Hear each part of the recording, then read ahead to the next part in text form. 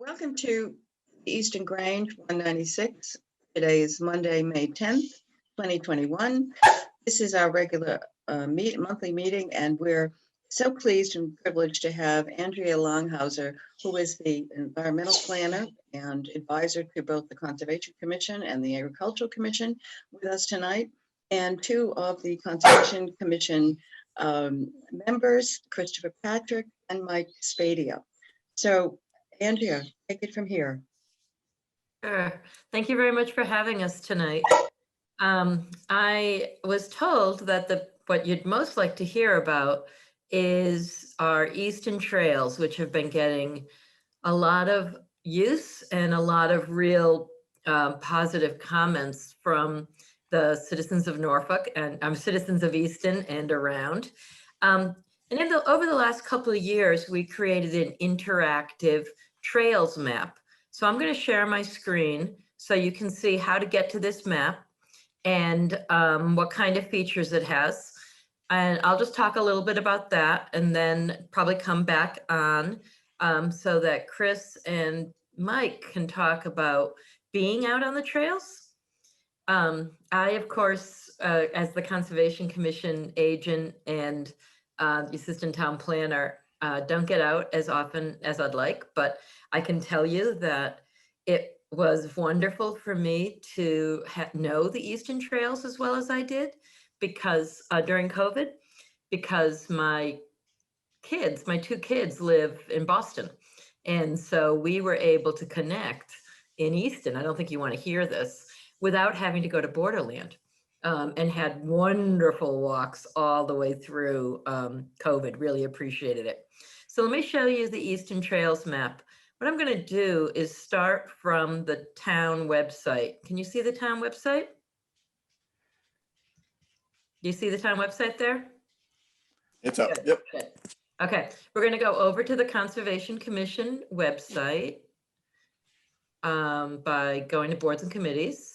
And then we're going to walk through the current events at the Tufts Farm, sustainable lawn practices, don't put your landscape materials in the wetlands, how to get a permit, and there it is. There it is, she says.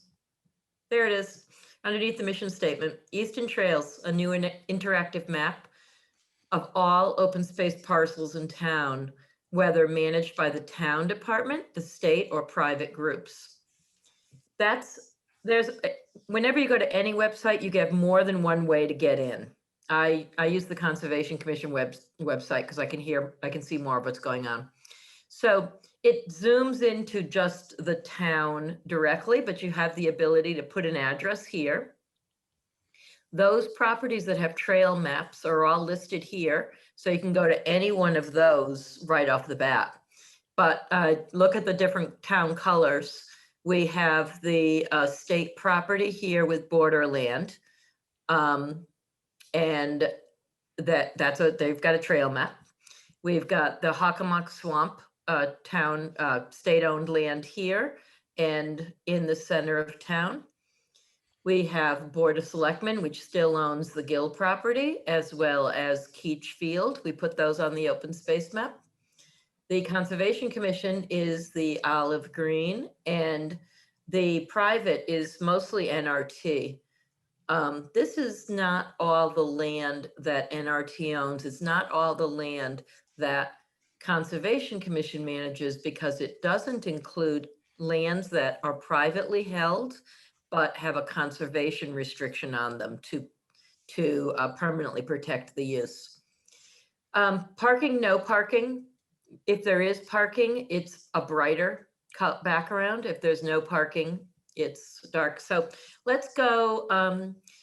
I know that Flyaway Pond is a special one. Clifford Grant special, Wheaton Farm. Big fan of Wheaton Farm. So when you click on the trail map, it identifies, look, that's the amount of trails you have. And then you can either zoom to it or you can click for the trail map. So this is just a quick view. This can be, if you have Wi-Fi, you can use this right on your phone. But you can also, oh, I'm sorry. Well, Wheaton Farm is got the parking at the top of the map because that's where you enter the property. If it's a red trail, we've got universal trail colors based on the good work of Chris Patrick. And this is one of the many properties where the Eagle Scouts in town have prepared this map for us. They've done all of the land in conservation control is managed by volunteers, and all the improvements generally are done by volunteer effort. I manage and coordinate and, cover, let others find out what's going on and, give them a little guidance. But you don't see me working out in the fields as often. But if you'd like later on, I can talk right about here. This is the Sam Wright Field, and we have a wetland restoration project going on, if you're from that area of town. But let me say Bay Road, parking is over here. Red means these are the access points from the main road. There's 3 different ways to access from our perspective. Then you can see, you can have the yellow loops, and the blue loops tend to be side trails. If you stay in a yellow loop, you will get all the way around. Blues will either, connect or shortcut. That's Wheaton. That's an example of Wheaton Farm. And like I said, we've got a state grant thanks to the effort that Ed Hands and others put in to have a town municipal vulnerabilities plan. We got a state grant to remove all those concrete structures at the over here at Sam Wright Field. And I'm in the process now.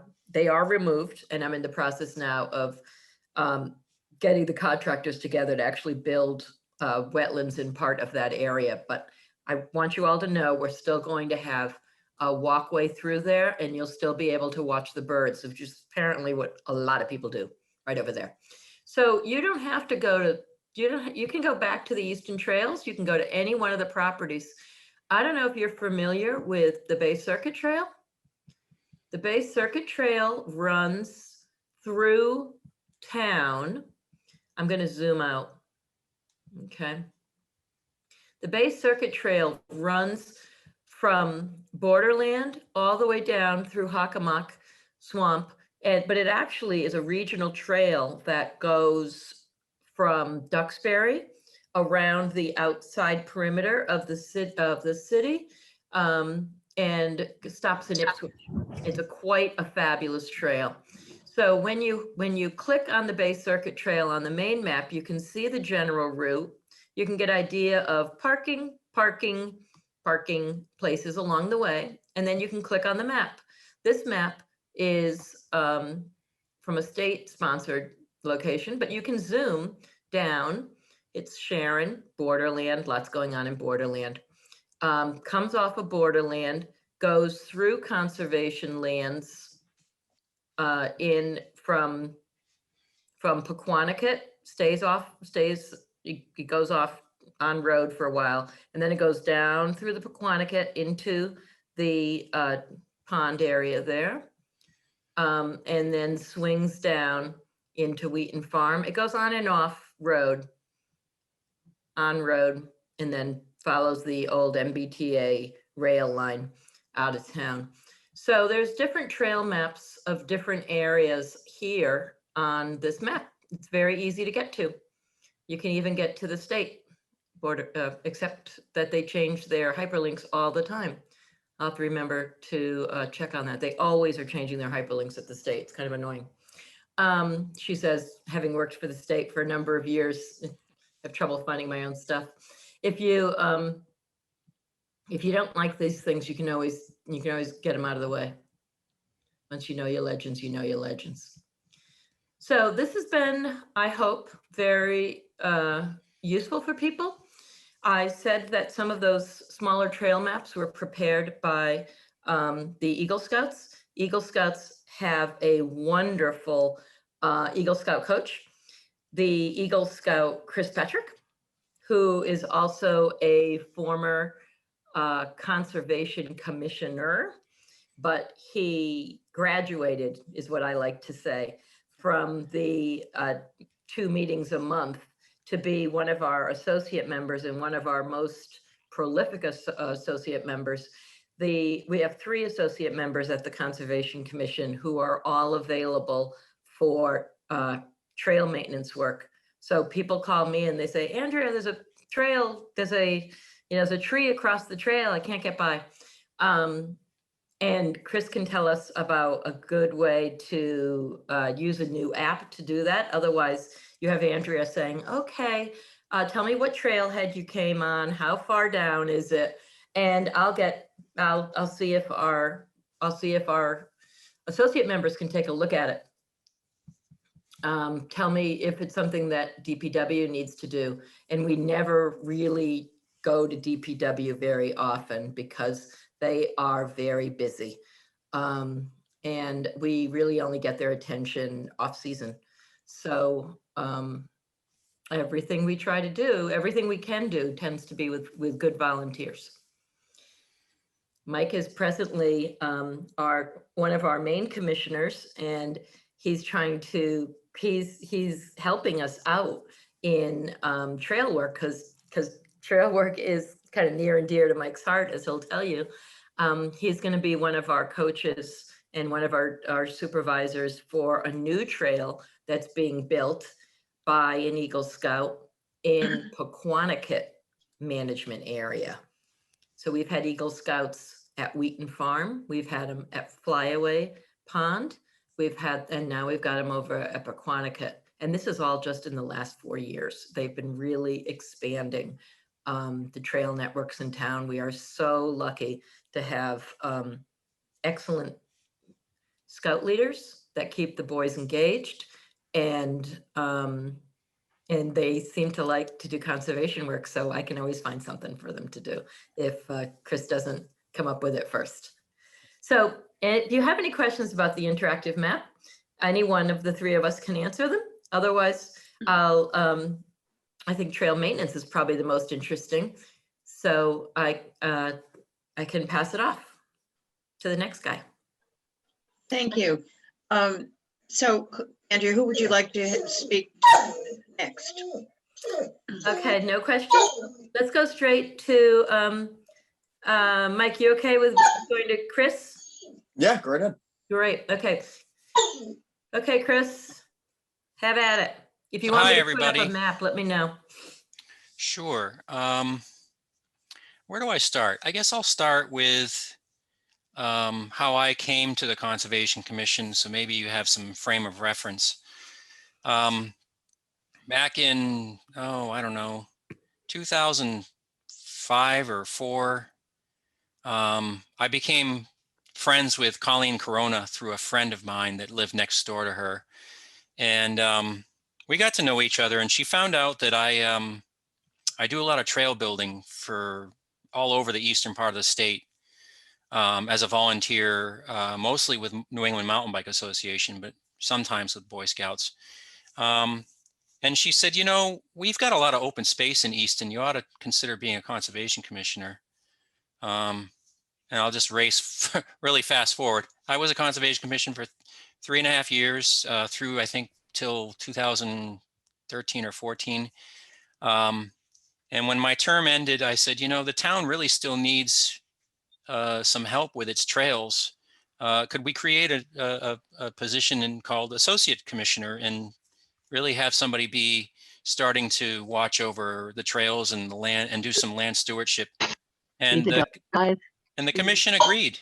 And so since that time, we've grown to a group of 3, and we'll probably grow even more as more people step forward after they've served their time as a conservation commissioner and gotten familiar with our processes. But through that time, in 2010, I got the town a $17,000 recreational trails grant for Clifford Grant parcel to basically affix a true loop trail in there. So if you've ever made your way in there, there's some really long boardwalks that bring you through the most beautiful parts of the trail system. And part of that project included getting some kiosks built, which house some maps. And that sort of started my whole approach with formalizing how we mark our trails in town, just to keep a real simple marking system.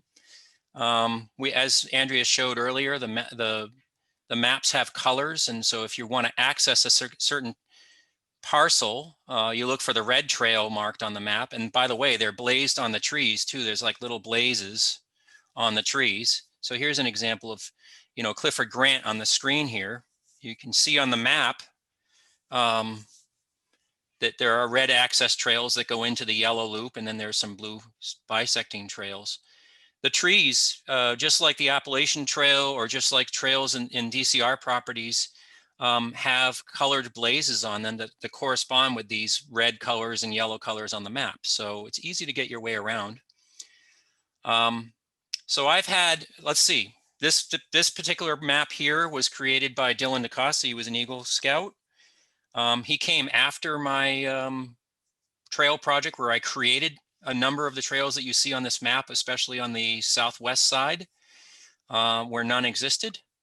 And I've done a lot of the same thing over in other parcels. So we've got Flyaway Pond Management Area right now, where we've had in the last almost 3.5 years,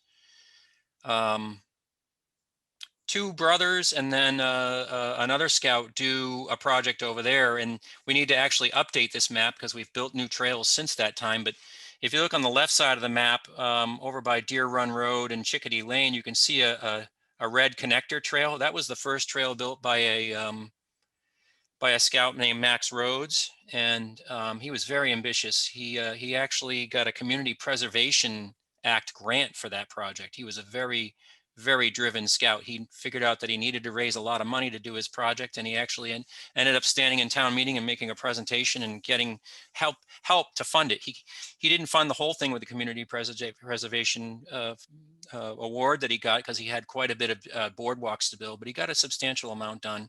And since that time, his brother has done a project that connects that trail that you see on the left side all the way down to the town pool.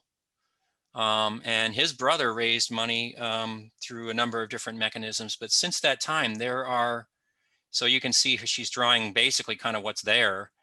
There's a trail that connects all the way down to the town pool. So you can take that trail. And it's we have to update the map to get that done. And I guess the last thing I wanted to talk about, because I can talk about trails all day long, there's tons of trails. There's another trail being built right now over at the Edwin Keach Park. It's a newer park that was built maybe about 8 or 10 years ago. And behind there is a new trail being built currently by an Eagle Scout. And before I leave, I just wanted to talk quickly about trail maintenance. And if I could just share my screen, I wanted to show everybody an app that I use and that I can help to manage trails. I'm going to share my screen if it can. Let's see if I can get this to show.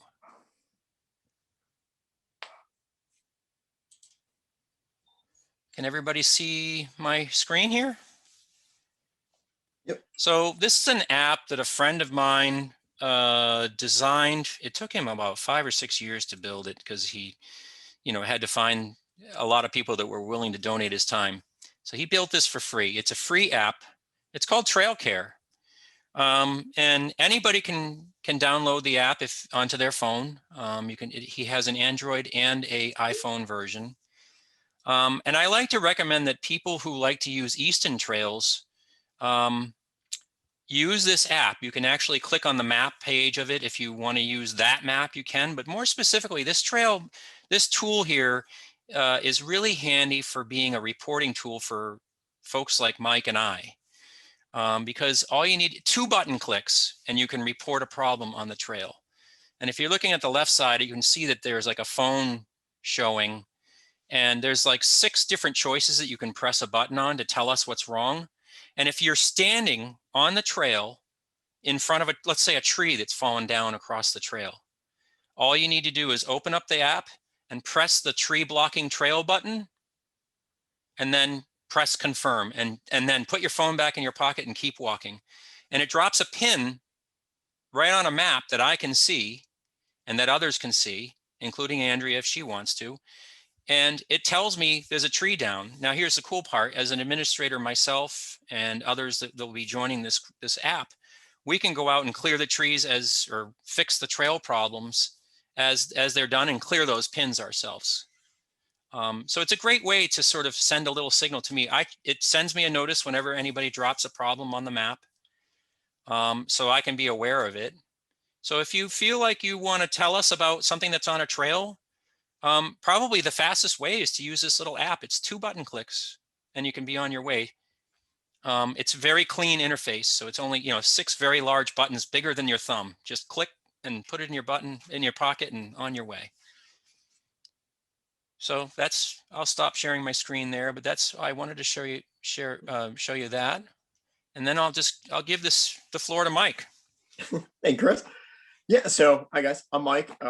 I've been in town my entire life, so I'm 31, so I've been here a very long time, but I could kind of consider myself like an outdoorsman. I'm out in the Easton Trails almost every single day, and it's been that way for a long time. And for me, it's such a special place. But what I really like and what would be good for you guys to go check out is the wildlife that's out there. Easton's got a ton of wildlife, and it is readily available right in front of you. Just got to walk slow and take your time. And for sure, it's some of the best woods you'll see too. It's so quiet. It's hardly busy. All these trails are pretty calm, even on a weekend day. But to Andrea's point, going over to Wheaton Farm is an awesome bird watching zone. If you guys ever see me out there, you'll always see I have a little chest pack on as my binoculars. They're on all the time, and you will see birds like crazy. If you go on the new Flyaway Trail, tons of great deer viewings. There's a lot of upland and a little bit of lowland. You'll see deer walking through a lot of streams they'll go over and drink from. The key is just walking slow. And then over in Clifford Grant, you kind of get a combo of both. You get some good birds in there. There's a lower, swampier area. They get great bird viewings. A lot of turkeys in there right now. And also you see tons of deer. And you can always see there's a couple coyote sightings in there. If you're real quiet, you'll see them every once in a while. But for sure, really pretty. And I know this isn't Easton, but Rattlesnake Hill in Sharon, which is very close by to us. Also really great place. You guys want to go take a walk and see some cool wildlife, and just a really quiet place. It's a little further away from any of the main roads, and you just don't hear any traffic, and it's really fun. But definitely take advantage of going out there, and obviously using the app if you can to report trail stuff. But if you do see trail stuff too, and it's something you guys feel like trying to take care of yourself, you can always call us, like Andrea, and alert us saying that you see a problem, because we don't want you to go out there and try to fix something that you may not be equipped to fix and hurt yourself. We can definitely run out there and do it ourselves. But yeah, the trails out here are really great. And like I say, walk slow, take your time. You'll be amazed what you find. And if you're into foraging, I won't get into that because you guys can look that up on your own. But there's a lot of natural things you can forage for out there. Currently, right now, garlic mustards all over the place, and I've been making pesto for weeks. So give it a shot. It's a really great time. Okay, for some reason, I lost the screen. I didn't lose your voice, Mike. Did anybody else have that problem? Okay, great. Let's open it for questions from the membership. Hey, Chris. You want to start? Yeah, tell us about building these boardwalks. Clifford Grant's boardwalk, I believe you were involved in the construction of it. How did you fund it, and was that all work that you and your friends did, or how? Yeah, no, that's a great question. So that boardwalk is, I don't know, all told in that section of Clifford Grant, there's probably about 700 feet of boardwalk, and it's all 4 foot wide so that people can walk by each other with enough space. Because once you get on a really long boardwalk like that, you can't step off into the wetland or into the water. So you have to have kind of a place to let people pass by. That particular section of boardwalk was part of the RTP grant that I wrote to with the help of Stephanie Danielson for the town back in 2000, I would say late 2010. for $17,000. So the money that we got for that project was only for materials. All of the boardwalk was constructed by volunteers in town, and it was such a large project that it took 2 years to do, because I couldn't schedule enough work days in a series because of my busy schedule to get it all done. But we worked with the local lumber yard. He stored our materials until we were able to get 100% of it installed, and we got it done by, I would say, late 2012, 13, in that range. Like I say, volunteers. I mean, I would just send an email out to all of these people who had raised their hand in the very beginning, and they would keep showing up. And they were all just local. A lot of them were local people who live here in town.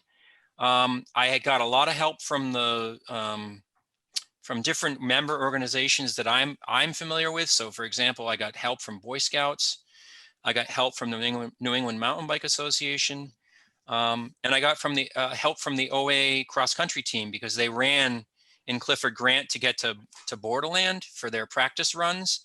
And up until I constructed this particular trail, they only had sort of like a rough trail that went to Militia Park and then straight up to Borderland. There was no actual affixed loop in Clifford Grant. So by constructing that whole trail and doing that RTP grant, we now had a 3.5 mile loop that the cross country team could run on, and they wouldn't even have to leave a property or cross a road. They could just be at the high school, go into the Clifford Grant property, do their loop, maybe 2 or 3 times even, and then not have to cross a road. Whereas previously they were going up to the Bay Road entrance of the town forest and running up the Bay Road, and which is, as you know, lots of traffic, and then popping in the side of Borderland. So they were really happy to help with that project as well. Yeah, Thank you. Thank you. That's quite an effort. it was. Um, I direct this question to any three of you. I have read recently articles about boardwalks which stress that, a few are fine, but to have so many stresses out the wildlife. The other article I read talked about small animals unable to cross over the boardwalks. And finally, having the boardwalks obviously attracts many more people, including families and, screaming children, like my grandchildren. And life, must be stressed at some point. And I'm not talking just about the small little, what do you call those, salamanders, but also the deer and other wildlife. When you described, Chris, the track team running through 3.5 miles, that must put quite a pressure on the wildlife. And here I know your basis is to create an appreciation for the wildlife, but at the same time, we certainly don't want to hurt them or stress them or create problems recreating and so forth. So I open that up to any one of you and all of you. Sure. Well, I'll start first. I would agree that no matter what, humans and animals will always have some form of maybe interaction that's potentially undesirable. I can say that when throughout my last 20 years of trail building, one of the things I like to respect is sort of the guidelines that the DCR uses and some other agencies with regards to trail density in an area. And in fact, some trails systems over time get sort of what we call social trails. There would be trails that sort of stem off from somebody who wants to maybe access something off of the regular planned trail. And we have to close those over time occasionally. But as far as the boardwalks go, they are primarily so that we can actually make it safe for the wetland.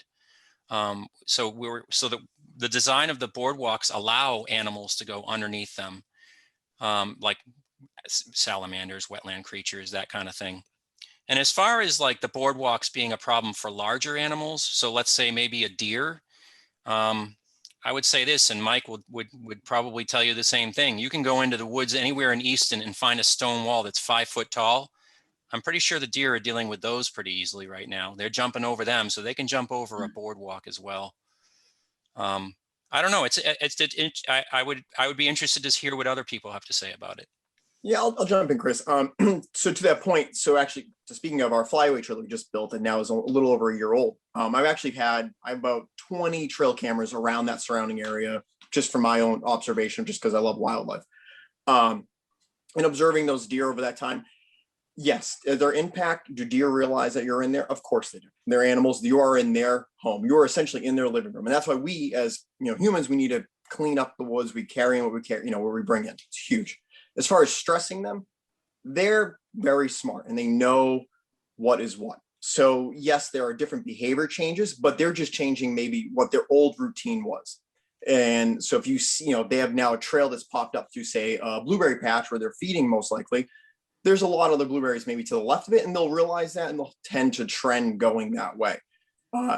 It's only a problem when you have, say, a very small area. It's maybe a bigger trail system. A lot of people are mountain biking, or a lot of people are running, this, that, and then you have a lot of hunters. All that impact all in one time of the year can be stressful. But with it being so spread out here, it does help. And these animals also have a lot of refuge to run too. If you kind of look how the map's situated, if you're say Clifford Grant is, say, very overly populated with people because of a trail run, they'll probably end up moving over to Flyway. If not, they'll probably move over Borderland. And they have their spots. They do have routine places they'll go to. They know that are safe. It's hard when you look at it. You want to think it's probably upsetting them, but they know what to do. And also too, with the boardwalks, deer generally aren't in those areas where it's that wet for a long time. They don't want to be there because it's not really their habitat. They're more in the upland. In the upland, there's hardly any bridges at all. So that's a real positive. So when you see deer usually in that area, they're probably just passing through. Maybe there's some new grass that are just growing because of the spring and they just need some nourishment. But other than that, it's not completely impacting their life in a negative way. They know how to bend with this too, for sure. And as far as the little critters go, like Chris said, the bridges are definitely more than high enough for them to. Well, Mike, I was thinking about some of the babies. Baby like deers? My motherly instinct. So all different animals at different sizes. I mean, aren't there some babies of some species which probably couldn't hop up onto that boardwalk? Yeah, sure. They might not be able to hop up to it. So think of this, they have to get to that point first. And there's a lot larger things in their way before they get to a bridge to hop over. So generally, if any kind of baby animal that's in the forest right now, let's say like a mammal, they're not moving too far from, like, the mother's usually the one going out there doing the work and coming back.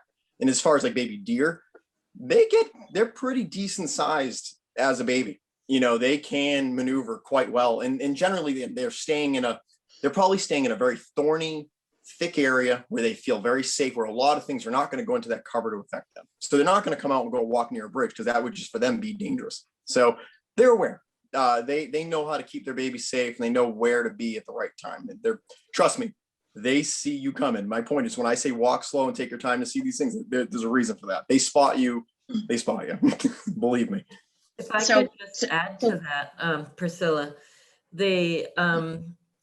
Chris obviously has been building trails for a long time. He's using, DCR has actually taken his standards for how to build these trails, and Mike knows the wildlife in town better than a short timer like me.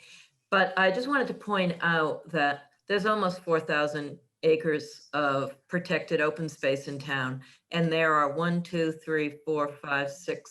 8 properties where we have maps that we are advertising. There are particular properties that are owned by the town that are known for perhaps rare plants. They don't have formal trails on them. The NRT owns a lot of land. The only trail map they have is for the sheep pasture. There's land that's set aside for both uses, but I have to speak up. Usually I'm speaking up for the trees, but today I have to speak up for our own mental health and how important it is to be able to not just get out into the woods, but not have to feel like you're on Main Street. It's really important that there are so many places that are just around the neighborhood where you can take a walk and you're away from cars. And it's just as important for people to be able to, enjoy the outdoors in a way that we try to keep safe and sustainable. As Chris said, and I'll get back to him later, we've actually had problems with all-terrain vehicles that have created trails where we didn't intend for there to be trails. And now we have a conundrum because they just go blasting through wetlands. So, closing them off versus recognizing that they're there and, putting up boardwalks so that we don't have them getting stuck in the wetland and then having to drag the machinery out. So, it's a balancing act. Tell Always me, is. Andrea, are there any signs to prohibit, people with vehicles? What do you call those? I put them up about 4 times a year, and it doesn't take more than a couple weeks for them to get taken down. Yep. That's the first thing you have to do is be very clear that it's prohibited. And there's a town regulations for how to use conservation lands, and no motorized vehicles are allowed. Okay, is it The possible? police have a ATV, and they have been known to do, they've recently got it over the last couple of years. They've been known to ride on Wheaton Farm, to take bikes through Clifford Grant, because now the boardwalks are there, and they're looking out for us. But ATVs are a real conundrum. They aren't easy to prohibit. I can tell anybody who's listening, you can go to Foxborough State Park. It's allowed to No, trails not there ATVs, that are allowed for bikes. ATV dirt use, bikes, and it's not far. Yeah. not Go ATVs. to Foxborough State Park, please. Okay, Mike is saying not ATVs, but trail bikes. Dirt bikes. What kind? They're Oh, still anyway. motorized, but they're motorcycles, not Oh. the 4-wheel quad type. There's I only see. there's Okay, only well, now 3 places in Massachusetts where you can ride your ATV legally. Like I have an impossible time trying to take mine out on like a legal trail. It's very hard to find. And for your dirt bike, there's only 7 legal trails that Very the state interesting. recognizes as a Okay, safe now, place. Andrea, at the beginning of this presentation, you talked about, or one of you did, talked about trail care. I would think that app would be wonderful for people to record if they're in the presence of a motorized vehicle. They just take a picture and get up close and try to get the face, and I how do say that to people, but at the same time, you Get out of the way. you don't want to be aggressive or say anything or do anything that would make the other person aggressive. Well, So- you could say, gee, I like your motorized vehicle. Can I take a I picture? used to have My grandson would love to have one of those. Maybe, would you mind if I took a picture? Yeah. I mean, there are ways to get around that. And I think my other question is are there any fees? If somebody is caught, doing that, what are the So- consequences? So in Massachusetts, you have to have either your dirt bike or your ATV registered like a vehicle. So they're breaking a law if you're out there with a non-registered vehicle to begin with. As far as you being caught, say riding a power line or a trail with an ATV or a dirt bike, if you're caught by an environmental officer, they will impound that vehicle and they will fine you. And it's not good. It's very expensive. I think it's well over $1,000. I think it always is going up. Okay, And let but me it tell you, doesn't- they are out there. I promise you. Okay, well, it sounds to me like it's a ticket rather than a misdemeanor. No arrest, just a ticket. Is that it? I can't say. It's all situational. It's how they caught you, when they caught you, where they caught you. It's, what you're close to. I'm sure if you're closer to a wetland or something like that, I'm sure there's more consequences. Yeah. It's all very situational. The town also has a fee, has a fine on conservation lands for doing prohibited activities that I or the police can fine you. Does that include These are littering? fast though, they're moving. They're moving. Yeah. Does that include littering? Could. That's another policy issue. The Conservation Commission has not been, has not encouraged putting out trash cans. Trash cans, and I personally agree with this.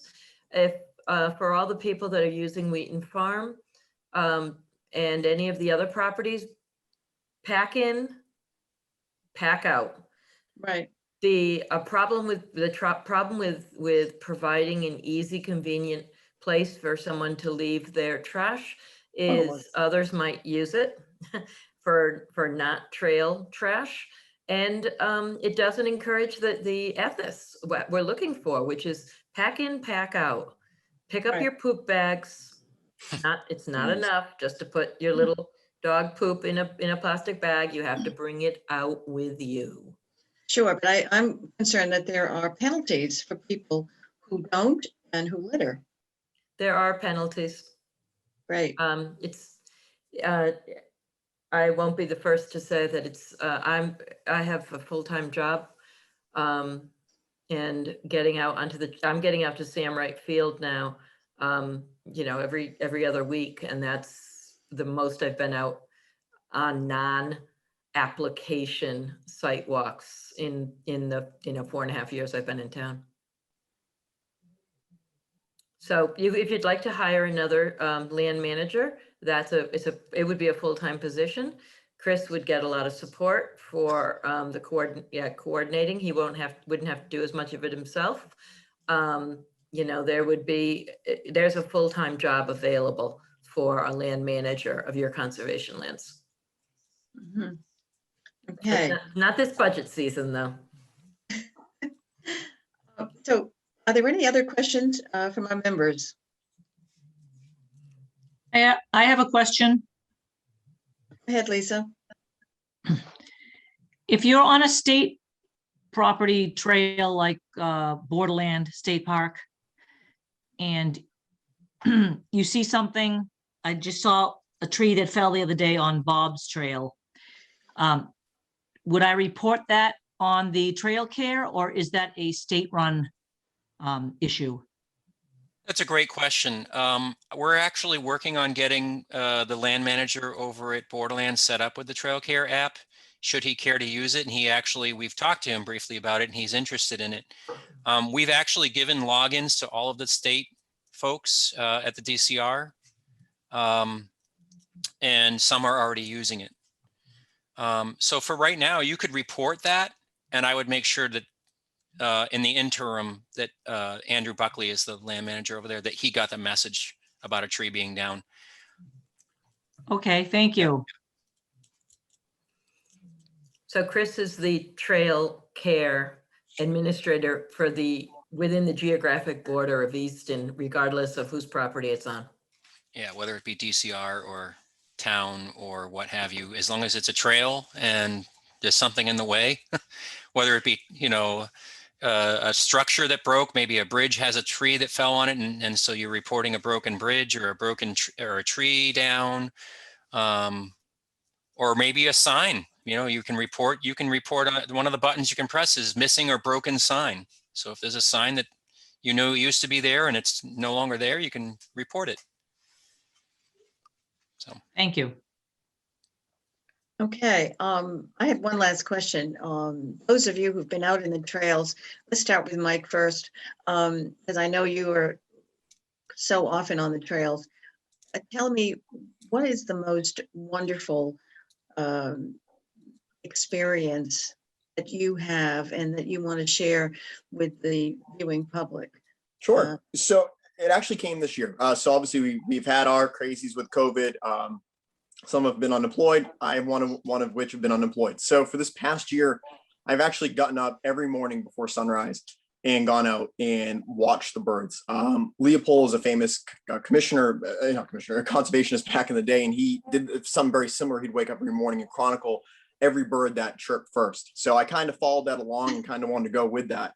And I started to do that this year, and it's so rewarding to now know what wakes up in what order in the outdoors is so wild, and to see what I've seen in the interaction with other animals over that time, it's crazy. I've never seen so many photos on my phone in my life.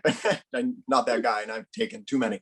But it's been really something to really just be there and to watch the trees literally change from last March now to, this April or May, and see just that season go through and actually watch it for once. It's wild.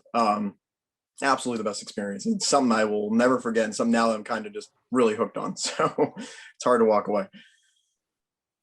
Now, how about you, Chris? I would say, I think my favorite, and there are many that like this, my favorite memories are when I come across somebody on the trail. Usually they're a hiker or a walker, and I stop and I chat with them for a minute and ask how their day is going, and they tell me how much they love the trail that they're on, and they never knew that we had this resource, and they're so thankful when they find out that maybe even I was a part of making it come to be. So yeah, that's my favorite, and that happens quite a bit lately this past year with COVID. A lot of trail use, and I think we're lucky here in town. When I look at the trails in Borderland and how, I'll just use the term lightly, how worn out they are compared to the trails in Easton that seem to be faring pretty well. We've made it. I think we're doing okay. Mm-hmm. And Andrea, how about you? Well, from a town employee perspective, it has been so rewarding, the amount of young people as well as general volunteers that are available and eager to volunteer to make things happen. I manage the community garden over at Wheaton Farm, thanks to Ed's good stewardship, getting it up and running. And one of the things that we ask of all the gardeners is you have to have a community service project. It's not just gardening. There's a young Eagle Scout that wants to start a pollinator garden, and I have confidence that I can ask the gardeners that as that garden gets into play, we're going to need to water it, and you're there regularly. Can I count on you? And I know the answer is yes. Last year we had the CERT team, the emergency response, the citizen emergency response team. I was able to call them and say that we had serious abandoned old furniture and heavy stuff in the woods and a good mile in, and I didn't know how I was going to be able to get it out. And the CERT team came together, and the town gave them a dumpster, and they walked in a mile and they pulled the stuff out and they filled the dumpster, because I was able to call on volunteers. So it's not just Chris and the dozen adults and the half a dozen Eagle Scouts that have come through the ranks that have helped. There's all sorts of volunteers that really help make Easton special. I should say, in my own town, I am a land manager for one of the parcels in that our Natural Resource Trust owns, and so I do my part too. I just tend to act local. That's really wonderful information to know, that you can, just blow a whistle and they come running. Well, when I say that I need to know what's going on, it's because I've got these different people available who are Mhm. just right for the job. Wonderful. Well, Mike, you're the trail guide or a guide, I guess. You're the guy who's out in the woods every day. Maybe you might be willing to lead our membership on the days sometime in the summer on one of these trails that you Sure. find is so intriguing. And Would love to. yeah, I Yeah. think many of us have not been exposed, and you'd be willing to do that. That would be wonderful. Let's do it. Yeah, and Chris, you can join too. Andrea? Thank you. Anyway, it's been wonderful. Thank you so much for a truly interesting and informative presentation. Thank you, Andrea, especially for that map and how to use it with because that's so important for us so that we know what's there, how to get there, and once we're there, where to go. And Again, it's knowing the resources that are available. When I showed this two-dimensional map to the GIS support staff for Easton, he said, "Oh, I can help you with that. You just fill, you fill out this template and I'll put it on GIS for you. It's a DPW product." wonderful. Well, some of us are techies, but most of us aren't, so we're impressed. I'm impressed too. And Christopher and Mike, thank you so much for your explanations and descriptions of our wonderful trail system here in Easton.